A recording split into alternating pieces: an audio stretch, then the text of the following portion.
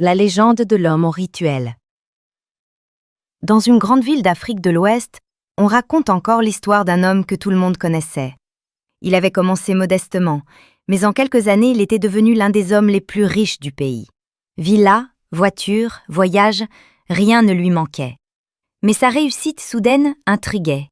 Ses affaires prospéraient même quand tout semblait perdu. Ses concurrents s'effondraient mystérieusement, ses contrats étaient toujours signés en sa faveur. Certains disaient qu'il avait une chance incroyable. D'autres murmuraient qu'il y avait quelque chose de plus sombre.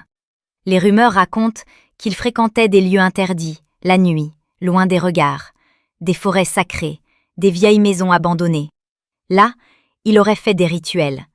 On parle de bougies, de paroles anciennes, de sacrifices symboliques qu'il offrait pour que son pouvoir grandisse. Et effectivement, son empire grandissait. Mais en même temps, son regard changeait. Plus il s'enrichissait, plus il s'isolait. Ses amis d'autrefois l'évitaient, ses proches s'éloignaient.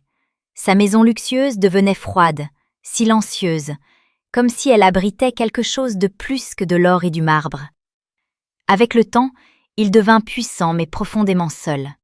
On raconte qu'il ne dormait presque plus, que des ombres venaient troubler ses nuits.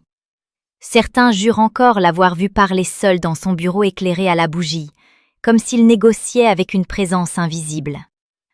Un soir, il disparut sans laisser de traces.